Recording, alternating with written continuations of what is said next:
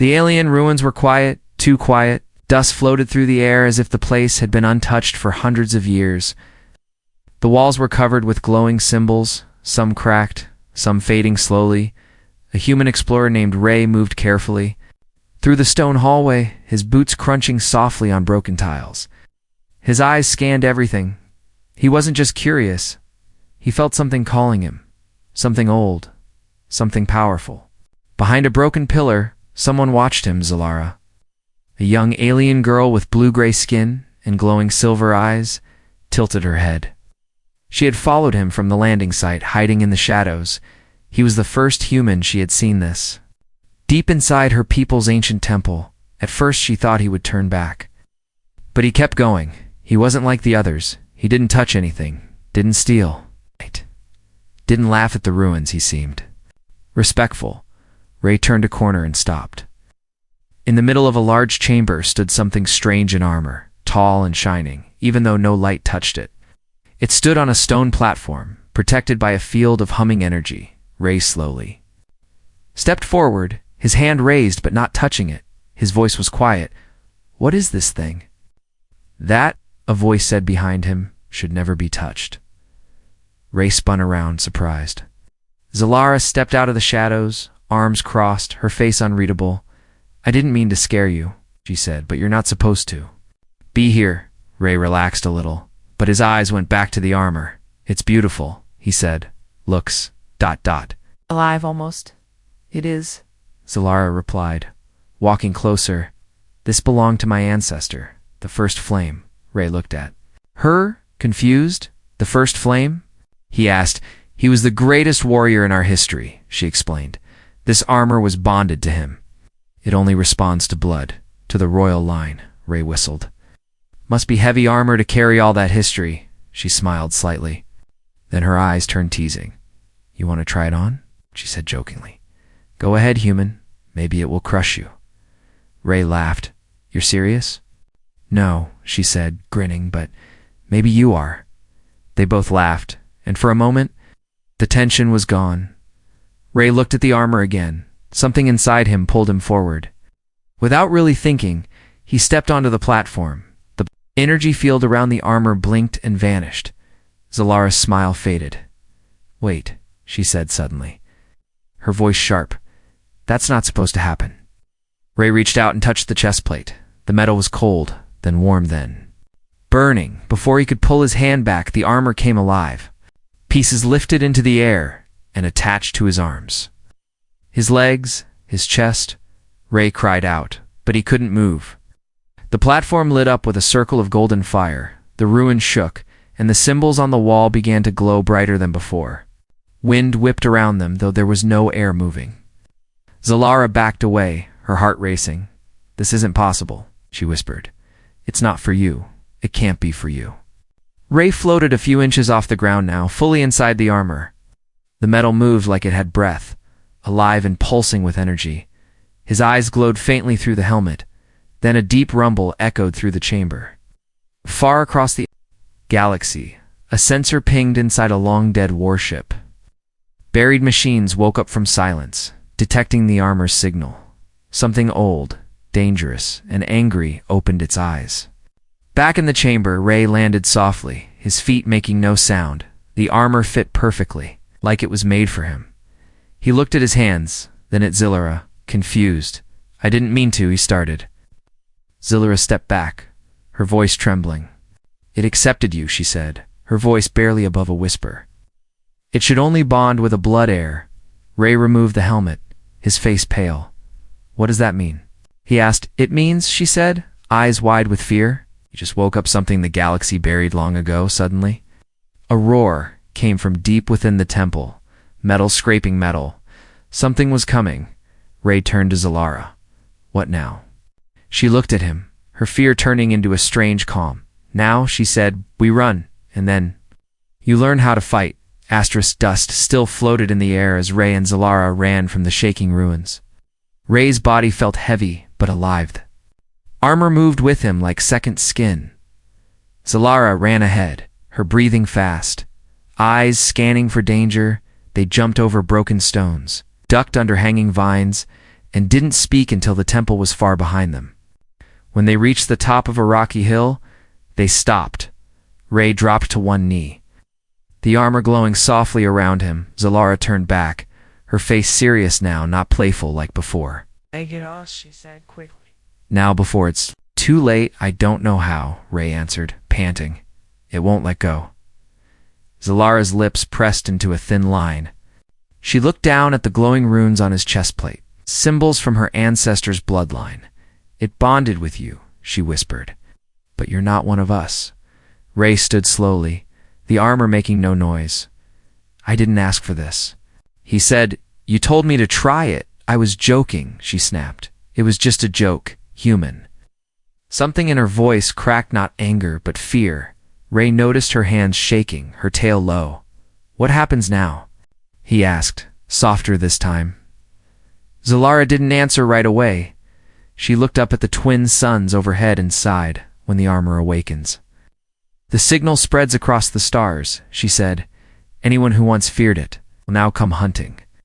For it, Ray turned and stared into the horizon, where black clouds now gathered unnaturally fast.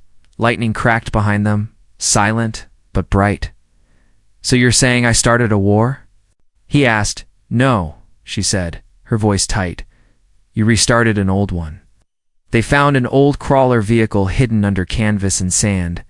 Zalara brushed the dust off and climbed inside, typing in a few codes. The engine growled awake and the vehicle began to hover. She motioned for Ray to get in, and he sat down slowly, the seat adjusting to the armor's weight as they drove over the rust-red plains.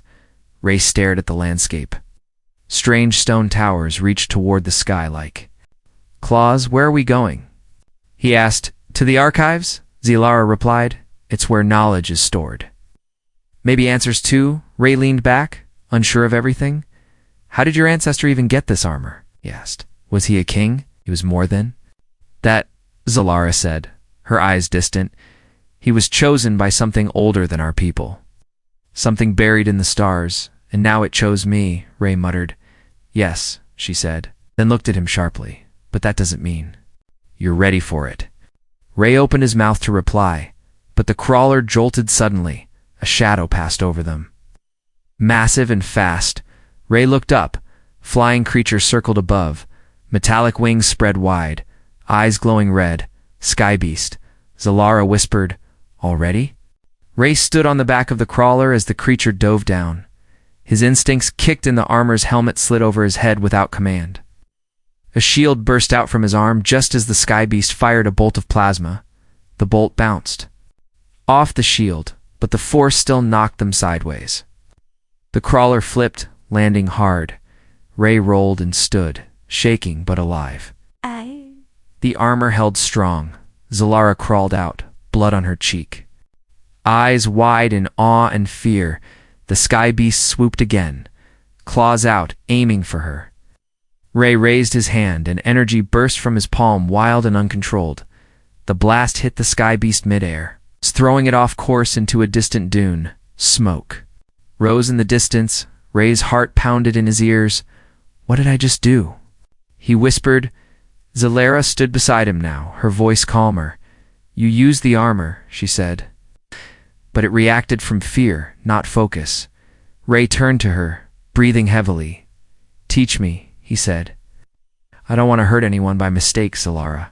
Studied him for a long moment. All right, human, she said, but we start now, before the next hunter arrives, and under the burning suns on a broken world filled with history and ghosts. A human began learning how to wear the armor that should have never been his. The sky was turning violet as night approached. Zalara and Ray walked across a cracked canyon floor, the crawler too damaged to repair. Zalara limped slightly, her legs still hurt from the sky beast's strike. Ray stayed close, the armor still glowing softly over his body. Every few minutes, he touched the armor's surface, feeling strange warmth in the metal. It was like it breathed, or maybe whispered. They reached a cave hidden behind a curtain of moss and hanging roots. This is it, Zalara said quietly. The outer chamber of the archives. Ray ducked inside after her, the entrance narrow. The deeper they went, the more symbols lit up along the stone walls, reacting to his presence. Zalara didn't comment, but her face showed it clearly. Even the archives accepted him. Inside the central chamber, crystal spires rose from the floor and ceiling. One of them pulsed the moment Ray stepped near, without warning. A beam of light hit his armor. The symbols glowed again, brighter this time. And then, voices. Ray froze, eyes wide. Dozens of overlapping voices echoed inside his mind. They were not human, not even alien in the way Zalara sounded. They were something else, something ancient Bearer recognized. The voices said together, query, "Are you prepared to learn?" Ray stumbled backward, clutching his head. Zalara rushed to him. "What is it? What do you hear?" Voices, Ray said. "In my head they're asking me something." Zalara's expression turned cold. "The armor holds the memory of all. It's past users," she explained, "but only the chosen can hear them." Ray looked at her, sweat on his brow. "I didn't choose this," he whispered. "Why me?" The voices came again, softer now. "You were not chosen by blood, but by bond. The armor felt your intent, accepted your will to protect." Ray sat down against a stone pillar. Trying to breathe, Zalara stood over him, watching carefully.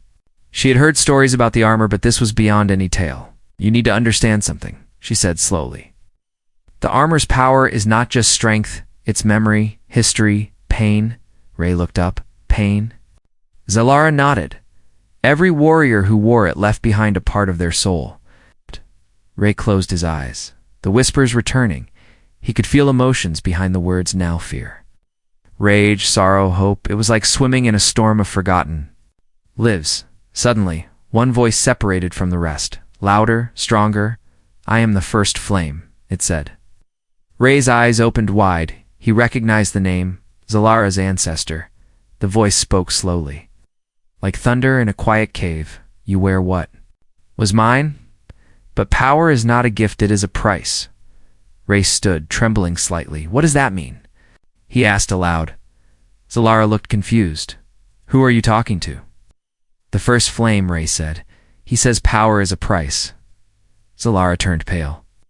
"No one has spoken to him in 1,000 years, she whispered. "Not even the last heir." Ray looked at the armor again. The metal shifted, the shape slightly changing to fit him better. Symbols across the chest plate rearranged, forming something new, something neither fully human nor alien. Then the voice returned once more. "Your world is not ready," it warned, "but the enemy is." Ray felt a chill run down his spine. "What enemy?" he asked. Before Zalara could answer, a deep boom shook the cave. Dust fell from the ceiling. "Crystals dimmed. They found us," she said quickly. "Come on, we have to move." Ray followed her through a hidden passage at the back of the cave. But even as he ran, the first flame's words repeated in his mind, "The enemy is ready."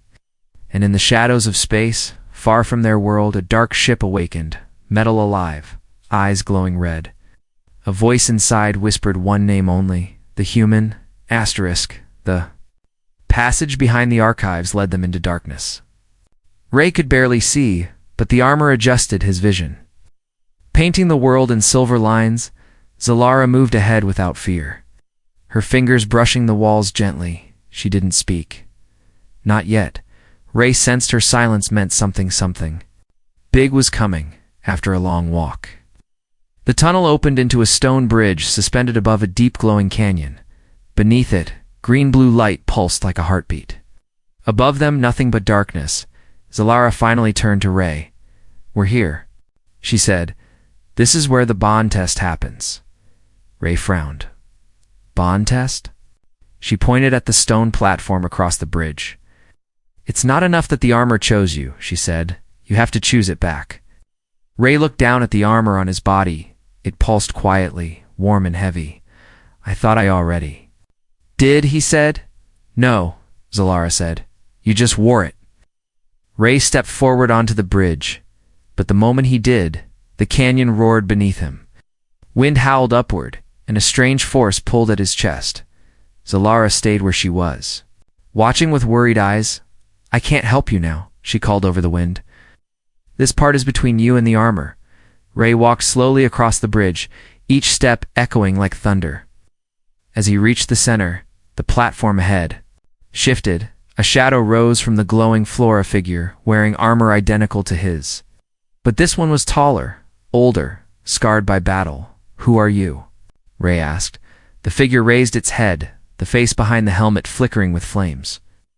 "I am the version of you who gives in," it said, voice deep and layered. "I am what you become if you let the armor rule your heart." Ray stood still.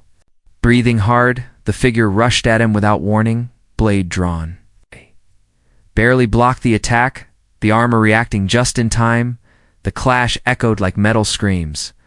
They fought across the platform, lightning cracking in the distance. The fake Ray moved with brutal force, each strike heavy with rage. Ray fought back. But not to kill, he moved to defend, to protect. Just as Zalara once said warriors should. Suddenly, the flame figure stopped and looked at him. "You are weak," it hissed. "You hesitate." Ray stepped back, his arms shaking. "I don't want to become you," he said. "I'm not here to destroy, I'm here to protect." The flame figure raised its blade for a final strike, but Ray dropped his weapon. The armor's glow surged, brighter than before. The blade melted into ash in midair. The flame figure paused, then slowly cracked apart like burning stone. Its final words echoed, "Then you are ready." The canyon stilled. The wind died. Ray looked down. His armor changed again. Now it held not just power but balance. A symbol appeared on his chest, half of Zalara's bloodline. Half of his own DNA spiral joined. He turned back, walking slowly to where Zalara stood. She looked at him with wide eyes. "You passed," she said quietly. "You didn't just bond, you became something new." Ray nodded, breathing heavily. "The armor showed me what I could become if I lost myself." He said, "But I didn't." Zalara smiled genuinely warmly. "Then maybe we have a chance." She said before they could speak more. A deep rumble echoed from the canyon walls. Cracks formed in the stone. And something massive moved in the shadows below. Ray's helmet slid back on instinct. His eyes glowed faintly. Zalara's voice dropped to a whisper. "They're here." From the darkness rose a sleek black ship, sharp like a blade, humming. With red energy on its surface, a symbol glowed, one not seen in generations. "The Death Herald," Zalara said with fear, "the one who ended the first flame." Ray stepped forward, his armor humming louder now. "Then it's time someone stood up again," he said firmly. And behind him, the bridge lit up with fire, not just from the armor but from the warrior he chose to be. The black ship hovered above the canyon like a silent predator. Its surface was smooth as glass, with veins of red pulsing slowly like it breathed. Ray and Zalara stood on the stone platform, staring up at the ancient design. It was unlike any modern ship, older than even Zalara had seen in records, and yet alive. Zalara's voice was tight with fear. "That's not just a warship," she said. "It's a relic from the first flame's last battle." Ray kept his eyes on the ship. "Then why is it here now?" he asked. She didn't answer, because she didn't know. The Death Herald, a name whispered in stories, had returned. Not to destroy planets, but to find him. The human, wearing the sacred armor. Suddenly, the ship's underbelly opened. From it dropped a single figure tall, wrapped in dark armor. Its feet landing softly on the rock, its face was hidden behind a helmet shaped like a skull. Even the air around it grew colder. Ray stepped forward, the armor's energy crackling gently. The figure's voice came like a whisper laced with thunder. "You are not him," it said, "and yet you wear his bones." Zalara stepped beside Ray, her voice steady despite the fear in her eyes. "He is not the first flame," she said, "but he is chosen." The figure tilted its head, examining Ray slowly. "Chosen," it echoed. "The galaxy has forgotten what that word means." Ray clenched his fists, the armor tightening around him like a second skin. "If you came to scare me, it's not working," he said, trying to sound confident. The Death Herald didn't laugh, but the silence felt heavier. "I did not come to scare you," it said. "I came to test you." With no warning, it moved.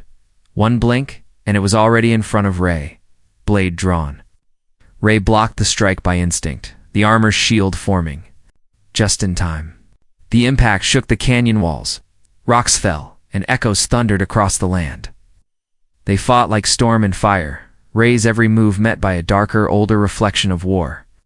The Death Herald didn't fight to win, he fought to study every attack tested Ray's control, his patience, his fear. Zalara watched from the side, helpless.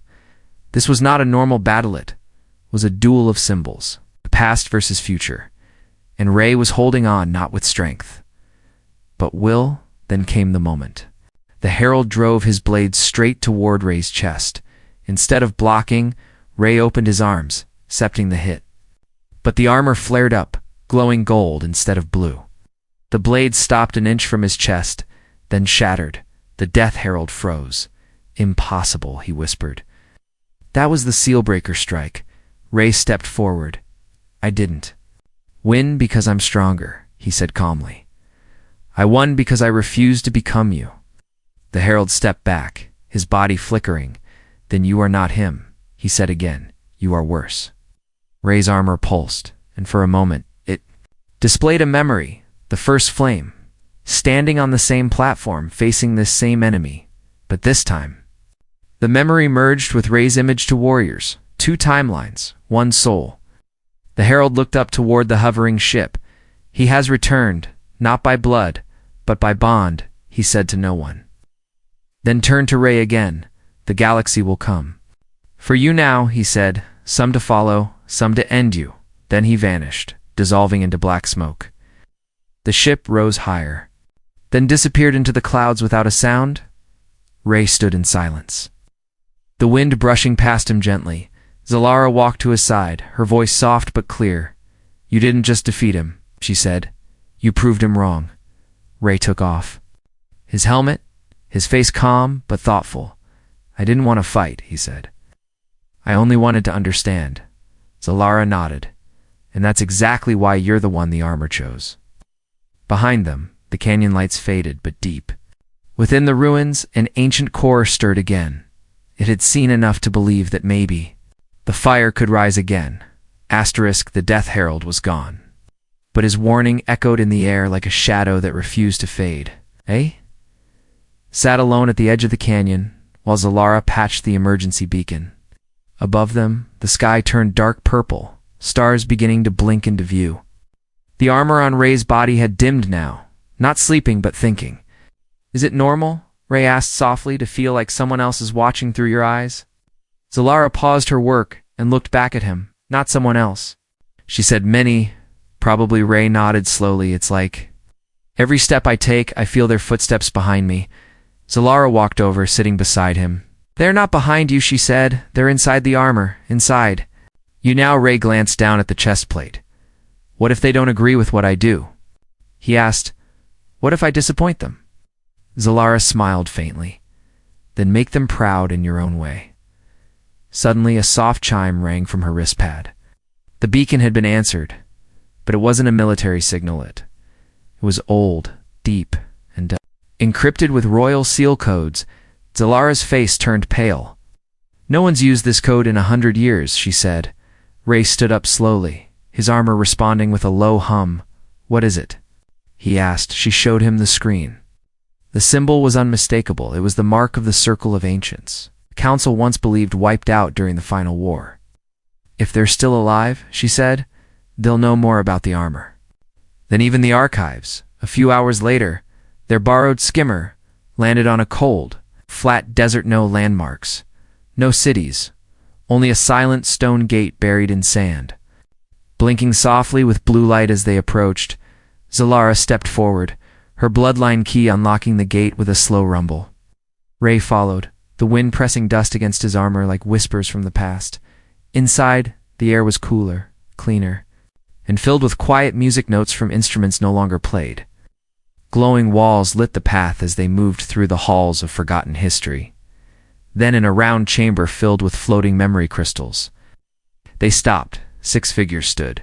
In a circle, holograms, half faded, yet aware. They all turned as Ray stepped into the room. One of them, a tall alien woman with glowing eyes, spoke first. The armor walks, she said, but it is not flame who wears it. Zalara bowed her head. This is Ray, she said, The armor chose him, not by blood but by bond. Another hologram flickered. That has not happened. Since the first flame himself? Ray stepped forward, unsure of what to say. I don't want to steal anything, he said. I didn't even want this at first. The room stayed quiet for a moment. Then all 6 holograms nodded together, and that, they said in unison, is exactly why it chose you suddenly. The crystal floated toward her, glowing bright. Blue, it hovered in front of his chest, and then melted into the armor. Ray stiffened as images flooded his mind-burning cities, a warrior standing alone, a betrayal, and then silence. One memory stood out, the first flame. Not in battle, but crying over a friend he could not save? Ray gasped. Falling to one knee, Zillara ran to him, her hand on his shoulder. What did you see? She asked. He looked up slowly, his voice quiet. He didn't die in battle, Ray said. He chose to vanish. Because the galaxy feared his power, the council holograms bowed their heads. The armor remembers all, they said, but it does not forget pain.